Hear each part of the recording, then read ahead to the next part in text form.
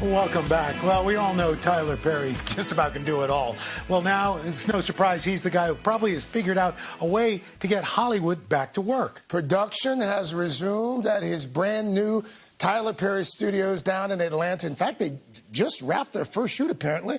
Tyler Perry. A little bit, please. Tyler Perry live with us this morning from Atlanta. Mr. Perry, good to see you again, sir. Good morning, Mr. Melvin. Mr. Roker, good morning.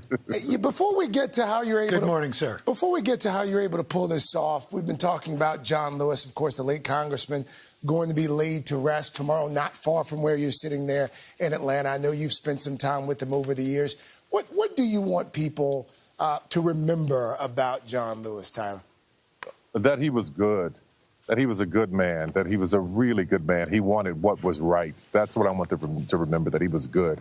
I've got so many personal stories about him and how our lives crossed paths over the years, including my studio is in his district. This is where he was elected all these years. So I want people to remember that he was a good man, and good always wins.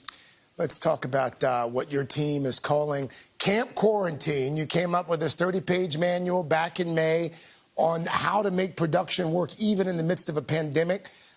How did you pull this off? What are you doing down there in Atlanta to make it work?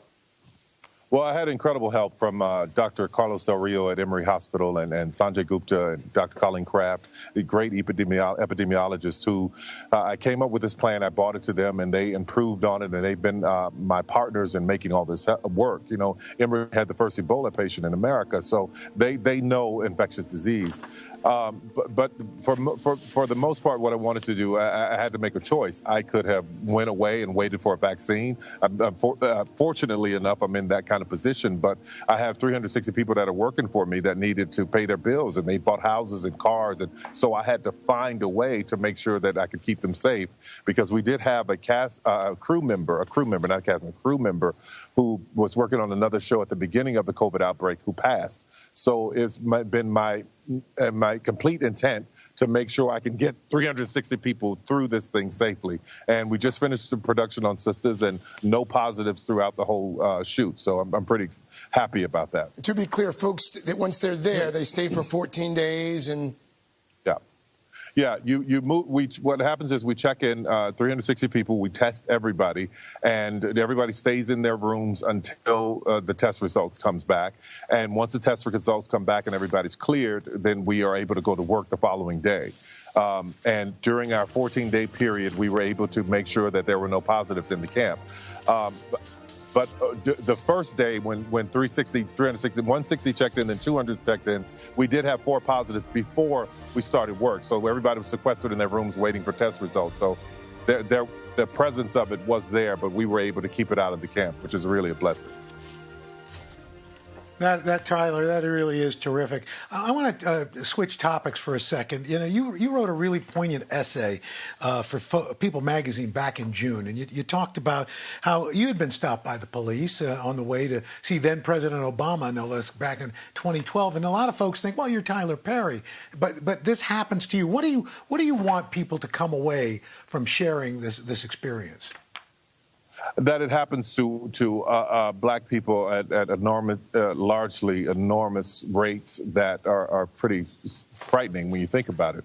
And also that it could happen to anybody, because that entire situation, they had no idea who I was, and that entire situation could have gotten out of hand. So what I want people to know is that it's about having a moment where we can reset, reform, and get things done and stop all of the bias and the racial profiling that has been going on for far too long. Your generosity, sir, has been well documented over the years. In fact, earlier this month, you bought gift cards, but you had the police distribute those gift cards, and you said this is about good people who are in need of a hand up, not a handout. This is about the good police officers who do their job well every day, some of which are my personal friends. This is about trying to bridge unity in a city that adopted me and held me up high enough to reach my own branch on the tree of success. I love Atlanta and its people. How did it go having police hand them out? It went really great. But, you know, the Wendy's where Rashad Brooks was killed is in my neighborhood where the studio is. It's just a couple of miles down the road, and it's all the same district. So having the police officers out in the community handing out these cards, I thought it built goodwill, and it would really well to see people, to have images and people having police smiling and with the community to show the world that, you know, every police officer is not bad. Every black person is not bad. I just wanted to send a great message across the world that there are some of us who are standing with good police officers as well as black and standing in the community who want this all to work out in the best way for everybody. Atlanta is lucky to have you. Tyler Perry, thank you. Always enjoy having you, sir. Thank you. Be well. Be well. Thank you very much.